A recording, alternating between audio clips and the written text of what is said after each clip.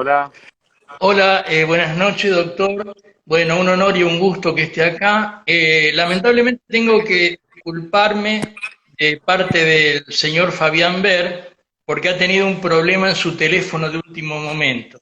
Fabián hizo mucho para lograr esta reunión. A él le interesaba mucho estar, pero bueno, lamentablemente un problema de último minuto le ha impedido eso. Él está, bueno, muy preocupado, pero bueno, entendemos una cuestión que a lo mejor en otro momento se resolvía rápidamente. Con este tema de la pandemia se ha complicado y él no puede estar. Le manda los saludos y su respeto, y muy agradecido de su presencia, en esta charla que vamos a tener en este momento. Así que bueno, él me designó y espero poder representarlo dignamente esta noche. Lo que sí hemos podido hacer es que él me ha mandado las preguntas que elaboró él, así que las preguntas son de él. Bueno, simplemente darle las buenas noches, el agradecimiento y el saludo. Bueno, muchas gracias, muy amable y bueno, es entendible y bueno, ojalá pueda solucionar Fabián el problema que tuvo y seguramente en breve nos vamos a volver a hablar o ver. No va a faltar oportunidad. Ah, Bueno, Fabián es miembro, el señor Fabián Ver es miembro de la asociación, es director de la asociación, es un reconocido empresario local y dirigente. Y bueno, y en la asociación, ya para entrar en el tema de las preguntas, en la asociación discutimos algunas cosas o charlamos algunas cosas, y hay una cuestión que particularmente nos preocupa, es la actitud del gobierno en este momento, un gobierno que un poco se regodea del gasto, que emite a tasas astronómicas, que no reduce para nada, ni habla de reducir el gasto de alguna manera. Y nosotros una cuestión que vemos es que las organizaciones empresariales no tienen una reacción a nuestro criterio acorde con la criticidad de la situación. Como usted tiene una larga trayectoria en entidades de este tipo, queríamos conocer su opinión en este respecto, y por un lado conocer la razón, y por otro lado, de qué manera se puede motivar que las organizaciones tengan a lo mejor un grado de compromiso o al menos de exteriorización de ese compromiso, más intenso. sí, bueno, digamos, la lógica interna de las diferentes entidades empresariales seguramente representan lo que los socios o las autoridades quieren en un determinado momento, pero me parece muy importante la pregunta que hizo y de alguna manera está implícita la respuesta, que el camino es ese, ¿no? No se puede pensar de que sin, digamos, equilibrar las cuentas, sin tener un equilibrio fiscal, sin gastar menos de lo que se percibe, se pueda tener una economía sana. Eh, ya sabemos, los déficits se cubren o con emisión, o con deuda, o con inflación, y las tres cosas son negativas para una economía. Y al revés, si uno tiene una economía competitiva, tiene, digamos, equilibrio fiscal, bueno, es mucho más fácil, primero, tomar deuda. Me comentaron, no lo alcancé a leer, pero la persona que me lo dijo me merece confianza, que Perú tomó deuda en dólares al 3% anual. Bueno, en plena pandemia no quiere decir que se pueda hacer un pagadiós o que haya un problema de salud a nivel mundial. Los países que son confiables, los países que honran los créditos, que pagan sus deudas, bueno, cuando necesitan dinero se les presta a plata, o a interés más que accesible, ¿no? 3% anual. Entonces, por ahí pasa, por el cumplimiento, honrar las obligaciones, por tener equilibrio fiscal, por no tener necesidad de tomar deuda para cubrir gastos corrientes, sino principalmente para poder desarrollar el país, ¿no? Bueno, sí entiendo perfectamente. Lo que ahora nos gustaría conocer un poco es su opinión respecto de la situación del sector, del campo, cómo lo ve usted con su experiencia, su trayectoria. Creo que tenemos una gran oportunidad por delante. todas las crisis, esto es muy trillado, pero es una realidad, las crisis generalmente abren la puerta a oportunidades. Y bueno, y otra vez el sector agroindustrial argentino puede marcar punta en este aspecto. Usted, si uno hace un análisis rápido, uno ve, bueno, crisis sanitaria en muchos países que van a necesitar alimentos, bueno, van a tener que optar en muchos casos por llevar adelante la lucha sanitaria y subsidiar o no, por ejemplo, a sus productores. Bueno, ahí es donde Argentina puede tener una gran oportunidad para poder colocar lo mucho y bueno que se produce en nuestro país en esos países. Y haciendo esto se genera no solamente divisas, sino trabajo privado en los lugares donde se produce. Así que esto me parece que nos da una nueva oportunidad para poder planificar, para poder decir, bueno, qué productos tenemos, a qué precio están, cómo podemos estar más competitivos y a qué mercados podemos apuntar para poder vender nuestros alimentos en esos mercados. Me parece que, creo que, digamos, el gobierno debería estar en ese camino, poniendo grupos de trabajo para poder ver cuáles son las mejores oportunidades, porque es automático. No muchos países del mundo pueden decir que producen 10 veces más alimentos de lo que necesitan para consumir en una etapa que el alimento es algo querido y buscado, no como otros bienes a nivel mundial. Perfecto. Bueno, y en este contexto, ¿cómo ve usted la política o qué se puede esperar de la política de retenciones del gobierno, teniendo en cuenta que en el gobierno anterior había una tendencia o al menos una intención de reducción, y bueno, y ahora tenemos esa incertidumbre? Sí, en el gobierno anterior, cuando bueno, yo era ministro y en el periodo del presidente Macri, las retenciones estaban puestas en un monto fijo en pesos que por ende se reducía todos los meses. Y gracias a eso generó confianza a los productores y la última cosecha del presidente, durante el gobierno del presidente Macri, fue récord absoluto de 147 millones de toneladas. Bueno, las retenciones actuales, y si todavía se piensa en subirlas, atentan contra lo que decíamos recién. O sea, para poder vender nuestros productos tenemos que estar competitivos. Si nosotros asfixiamos a este sector que solamente en agricultura invierte por año 12.000 millones de dólares, 12.000 millones de dólares, que genera un tercio del trabajo formal que hay en la Argentina, bueno, en definitiva, no vamos a ir muy lejos. Entonces, al contrario, pudiendo tener menor presión impositiva, pudiendo discutir todo lo que sea aportes patronales, impuestos al trabajo, para hacer una cuenta rápida, acá lo que cuesta 33% de aporte patronal, en otros países es el 2 o el 3%, y otros países me refiero a Sudáfrica, Chile, o sea, países que compiten con el nuestro, por ejemplo, lo que es los mercados de fruta a nivel mundial. Entonces, todo eso, si se atendiese la realidad de nuestro país, si se atendiese cuáles son los costos que tienen nuestros competidores, significaría formación rapidísima de empleo en la Argentina en un momento que se necesita, ¿no? Aparte del ingreso a las divisas. Claro, hay una cuestión que viene unida a este tema que es el siguiente. Hay con el tema de la pandemia, hay muchas actividades que están muy afectadas. Estaba viendo los porcentajes, pero turismo y hotelería está en el 70%, servicio en un porcentaje muy alto. En principio, la actividad que menos se vería afectada en esta pandemia es precisamente la actividad del campo. Si bien se prevé o eventualmente alguna pequeña disminución, pero de todas las actividades sería la que menos sufre el rigor de la pandemia. Entonces, la pregunta inmediata siguiente es, ¿esto será un argumento para apoyar el sector o será un argumento para decir, no, acá es un sector donde podemos seguir extrayendo recursos? No, porque ya las cuentas son claras, ya este año va a haber menos soja que el año pasado. O sea, subieron las retenciones y eso ya tiene una consecuencia negativa para nuestro país. Toda la presión impositiva tiene un límite. Llega un punto que la gente dice, no, yo no voy a invertir sabiendo de antemano que voy a perder.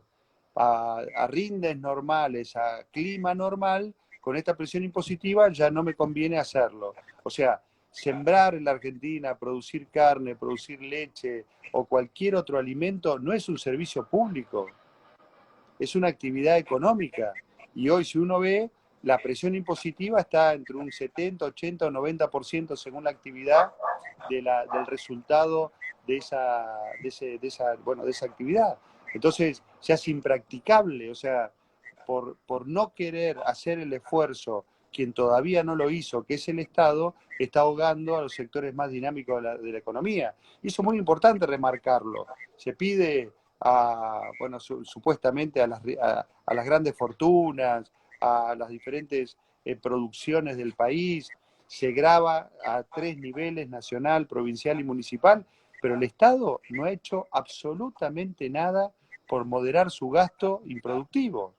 Por supuesto, es importante la salud, la seguridad, educación, todo lo que hace el Estado, pero hay muchísimo margen para poder reducir gastos que no tienen sentido, o incluso más. A lo mejor también, o te diría, esta crisis debería servir para repensar el Estado. ¿Cómo puede ser que las provincias tienen que ser bicamerales, las legislaturas? ¿Sí? Hay muchas provincias que tienen una sola cámara y funcionan muy bien. Tiene que haber tantos gastos de representación en asesores. Bueno, todas esas cosas, el costo patronal, las leyes laborales,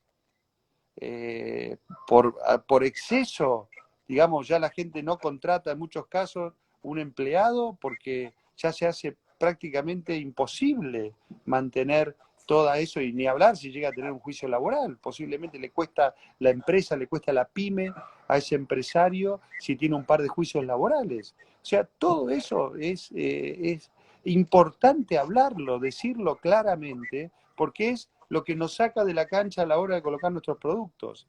Presión impositiva, leyes laborales que tienen 70 años y que parece que nadie se animara a decir que hay que revisarlas, pero hay que revisarlas, porque otros países lo han hecho y les está yendo mejor que el nuestro.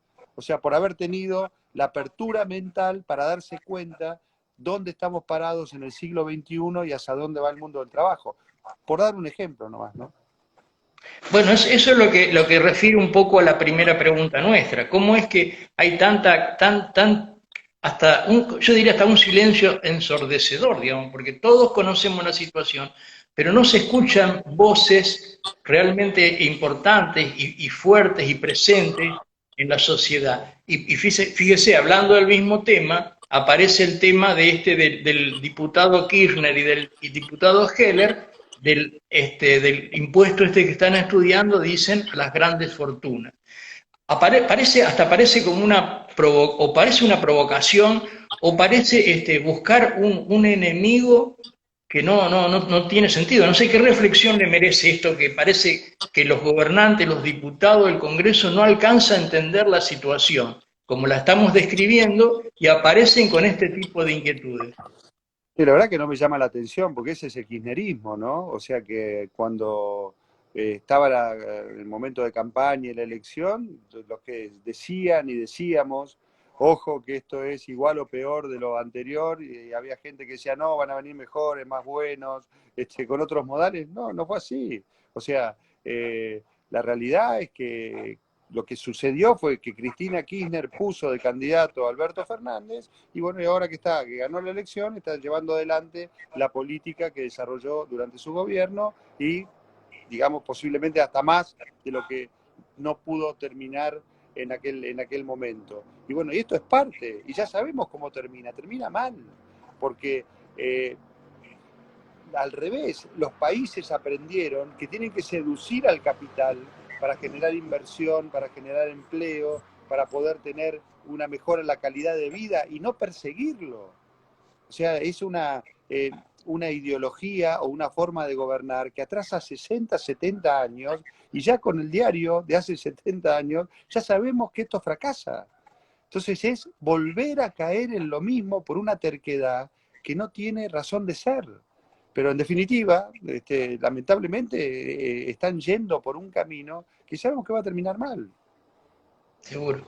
Bueno, una pregunta. ¿Usted cree que digamos, el productor para vender su producto, ¿tiene en cuenta los valores del dólar con liqui y del dólar bolsa?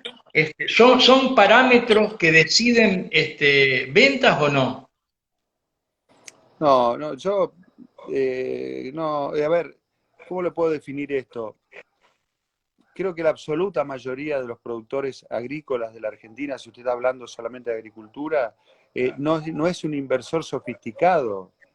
Cualquiera que anda por cualquier pueblo, uno no ve gente en una esquina viendo la bolsa de Chicago o viendo la cotización de los metales o de los bonos. No, la gente dice, con toda lógica, y no está nada mal, dice, bueno, yo invierto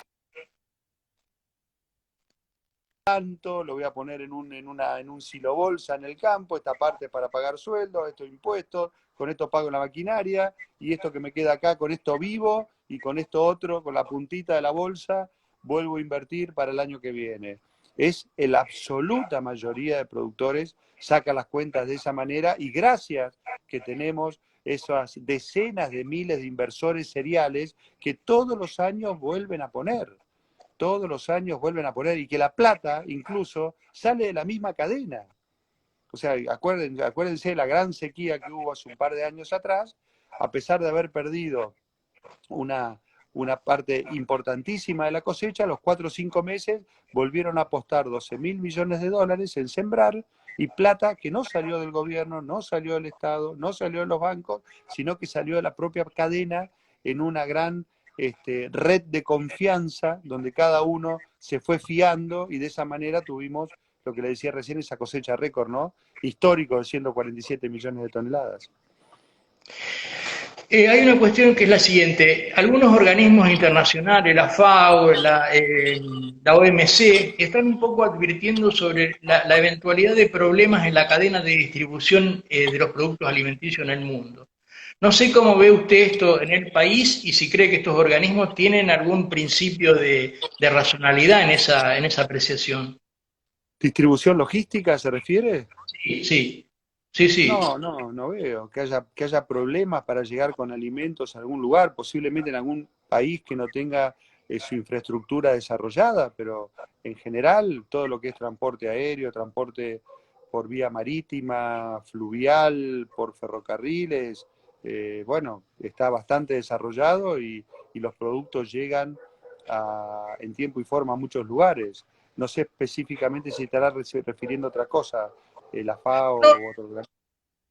no, precisamente a complejidades logísticas, tanto en el comercio internacional como en algunos países. No, no, a la cuestión logística de transporte se refería.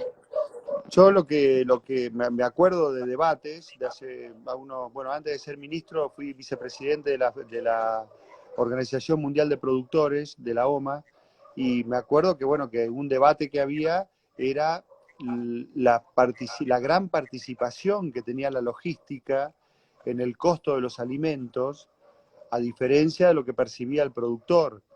O sea que si tomamos un 100%, no es que el productor tenía un 33, la industria un 33 y la logística un 33, sino que era bastante más alto ese tercio, la logística en aquel momento, recuerdo, de lo que percibía el productor o de lo que tomaba la industria.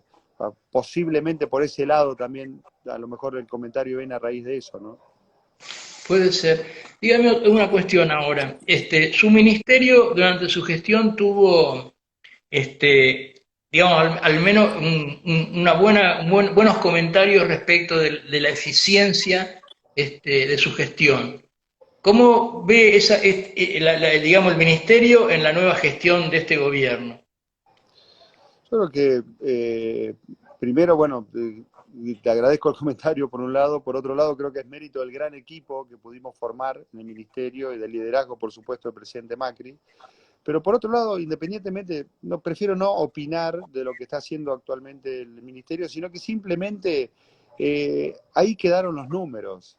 O sea, nosotros hicimos un informe de gestión donde están los números de qué cosecha hubo en este momento. Por ejemplo, eh, nosotros hicimos una reducción del 50% del presupuesto a valores constantes, y abrimos 253 mercados, hubo una cosecha récord, tuvimos más de 30 mesas de competitividad donde incluso más de 10 mesas la encabezaba el propio presidente de la Nación, donde reunión a reunión íbamos bajando costos, eliminando trámites, burocracia, eliminando todo lo que fuera trabas para poder exportar, fomentando la firma de protocolos sanitarios, y esos son números, y ojalá el actual gobierno pueda terminar dentro de, bueno, 3 años y pico, cuando termine el periodo de gobierno, con mejores números que los nuestros, porque eso quiere decir que, bueno, que le fue mejor, que al país le fue mejor la política que están aplicando. Así que yo esperaría a que cumplan el mandato y puedan ver realmente si se abren más mercados, si se baja burocracia. Por ejemplo, nosotros devolvimos 3 edificios que se estaban alquilando, no renovamos 4.750 contratos, bajamos, hicimos una reducción de 12 subsecretarías, la bajamos de 20 a 8, eliminamos 75 cargos políticos, o sea, directamente aplicamos en la función pública nuestro pensamiento, o sea, reducción del gasto que no tenía sentido, eficiencia, apertura de mercados, baja de costos, desburocratización, competitividad, bueno, que hicieron que, bueno, muchos sectores pudieran progresar accediendo a mercados que hasta ese momento no tenían acceso y, bueno, poder mejorar sus ingresos a partir de eso. Perfecto. Dígame, ¿tiene alguna opinión de la oferta para la gestión de la deuda que hizo anoche el ministro Guzmán? No se saben muchos detalles, ¿no? Lo que sí puedo decir es lo que al principio toqué tangencialmente, que es importante, si uno tiene deudas, honrar las deudas, cumplir las obligaciones, porque eso es lo que ayuda el día de mañana a seguir teniendo crédito. Y el crédito es la base del desarrollo.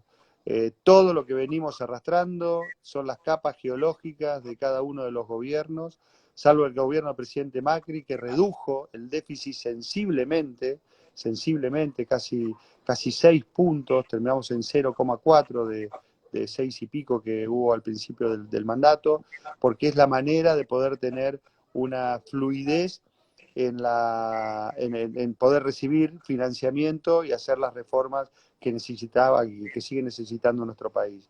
Eso es muy importante, porque si no, es como que a la Argentina nunca le van a terminar de creer, porque si cada vez que va a pedir financiamiento dice, bueno, te voy a pagar y a lo poco tiempo se hace un default, no tiene mucho sentido, no habla muy bien de nosotros.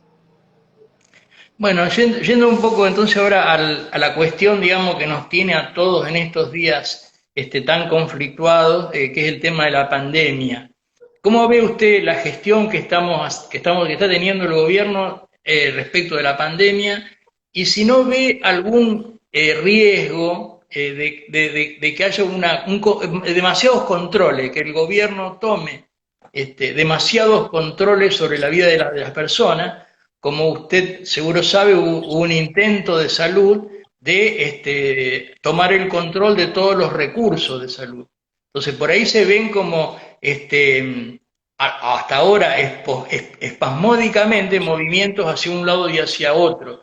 Pero, ¿cómo ve usted la posibilidad de un riesgo, de una toma más importante del control del gobierno, digamos, un giro hacia cuestiones más autoritarias? Sin ser especialista, ni muchísimo menos, ¿no? Pero lo primero que llama la atención es que no hay test en la Argentina. Uno no tiene un parámetro para compararse, no hay, no hay digamos, trabajo a campo para poder decir, bueno, de una determinada población, cuántos infectados hay con síntomas, sin síntomas. O sea que en ese punto me parece que está un poco a ciegas, ¿no? Y también creo que debería el gobierno tener el mismo celo en buscar especialistas en salud, en hacer lo mismo en economía. Hacer lo mismo en economía, ya lo que hablábamos recién, cuando me preguntaba del sector nuestro, y yo le contestaba que era importante ya estar planificando cómo salir adelante y encontrar una oportunidad en esta crisis. Bueno, lo mismo debería estar pasando con la economía, y no se ve en ese sentido, ¿no? Claro, el gobierno está planteando un poco como la dicotomía de o salud o economía, poniendo, al menos en el discurso, por adelante la salud y planteando ese conflicto entre las dos cosas. No sé si usted lo ve de la misma manera. No, sí, lo veo, coincido con usted porque, bueno, lo dice el gobierno manifiestamente, pero yo creo que es salud y economía. Las dos cosas parejas, no hay por qué, y economía, e infraestructura, y desarrollo, y apertura de mercados, y todo. El país no se puede parar solamente por un tema. Por supuesto que es importantísimo, es muy serio, pero todo tiene que ir y todo tiene que funcionar de una manera armónica al mismo tiempo, a pesar de la crisis, ¿no? Porque para eso el Estado tiene los recursos y tiene toda la estructura que tiene.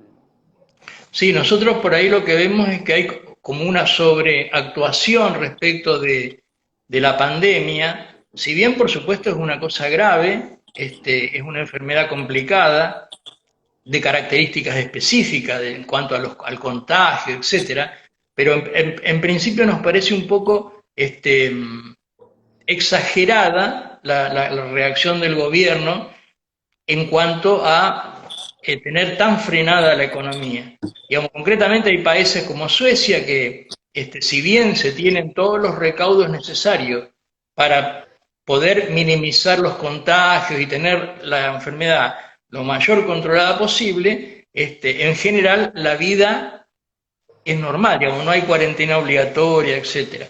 Yo creo que, no sé si usted comparte esto, si, respecto de la complejidad que puede haber para ir liberando las actividades del sector, de los sectores productivos en general.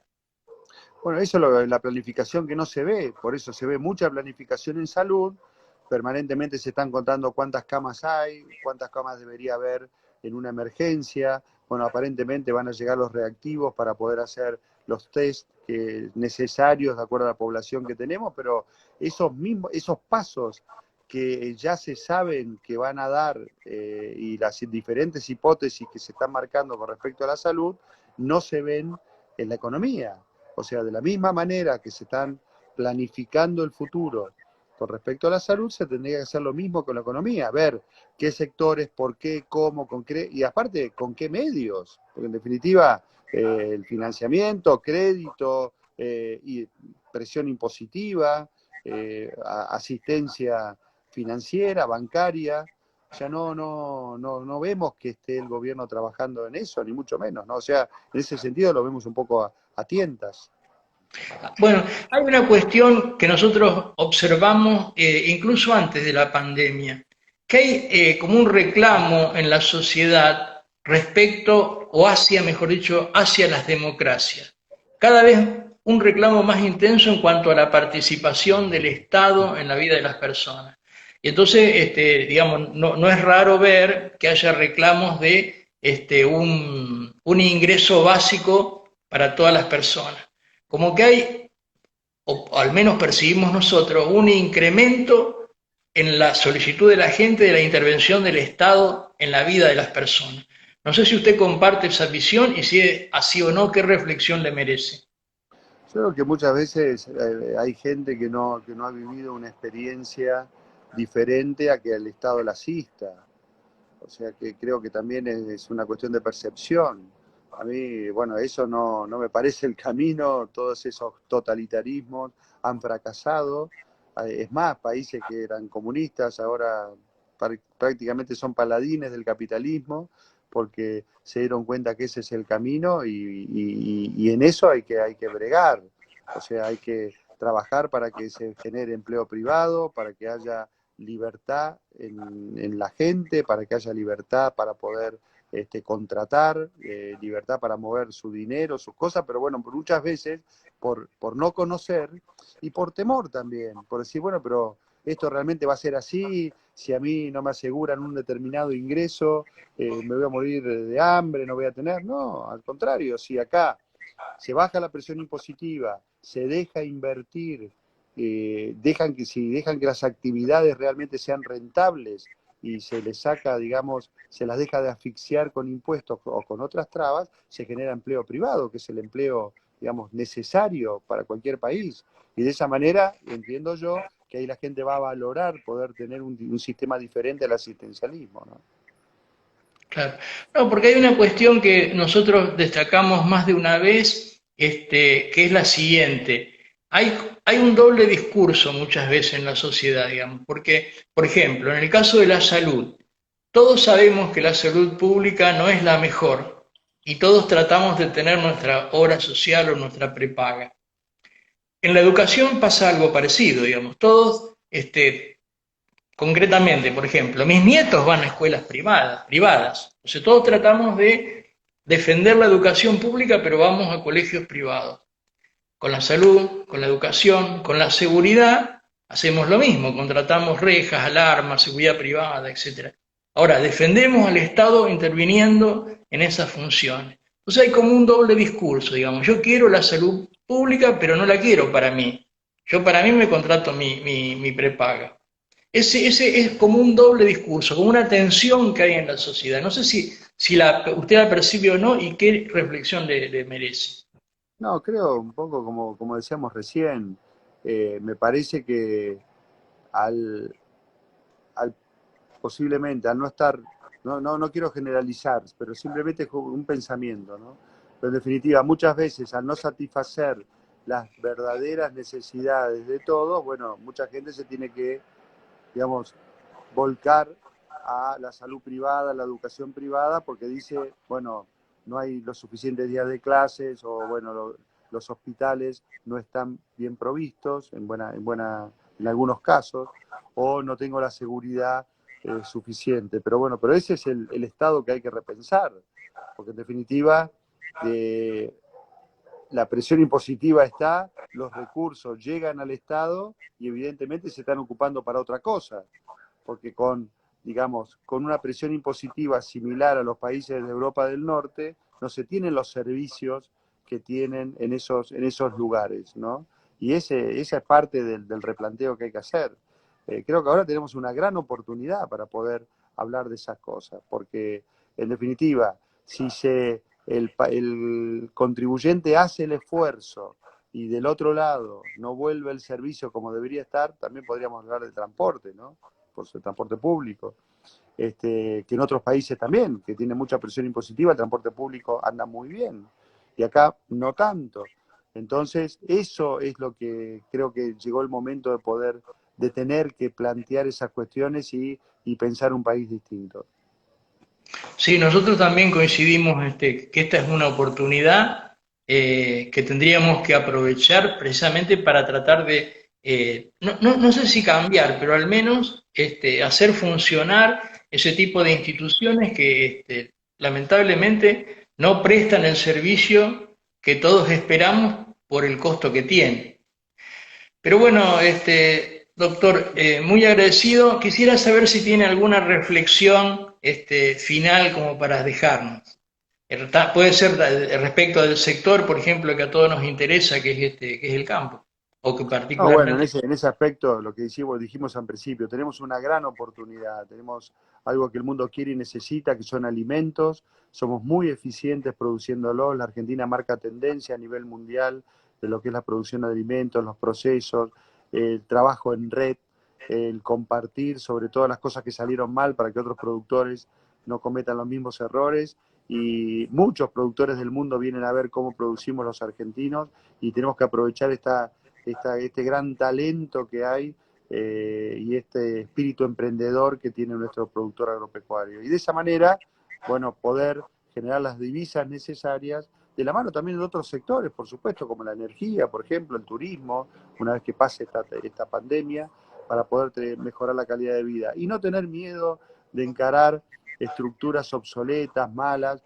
Tenemos que ver el sistema sindical argentino, ¿no? Porque usted decía recién, bueno, seguridad, nos gustaría que funcionen, pero muchas veces hay sindicatos que se oponen, ¿no? Que están en una zona de confort y que no quieren dejar ciertos privilegios disfrazados de derechos, ¿no? Que en definitiva terminan siendo un costo y que terminan entorpeciendo la prestación de ese servicio. O sea, todas esas cuestiones de fondo son las que hay que hablar, porque evidentemente algo hicimos mal. en 60, 70 años, países que estaban atrás del nuestro, nos han sacado un campo, hablando de campo, un campo de ventaja en muchas cosas porque se sentaron a resolver temas que parecían que eran tabú o que estaba prohibido tocarlos. No tenemos que tener vergüenza, no tenemos que tener miedo, tenemos que hablar claramente, tenemos que terminar con privilegios, tenemos que terminar con posiciones dominantes, ¿no?, de determinados sectores, y poder construir el mejor país, que estamos perfectamente a la altura de poder llevarlo adelante. Bueno, doctor, no me queda mucho más que agradecerle su atención, su cordialidad, y bueno, muchas gracias y le reitero los saludos de Fabián, que él hizo mucho y quería estar acá, pero bueno, tuvo este problema de último momento. No, por favor, gracias a ustedes por la invitación, un abrazo a Fabián y que, bueno, que pueda reponerse pronto, y bueno, un saludo a todos los que nos están viendo. Muchas gracias. Bueno, muchísimas gracias, muchas buenas noches para todos. Gracias. Buenas noches. Hasta luego.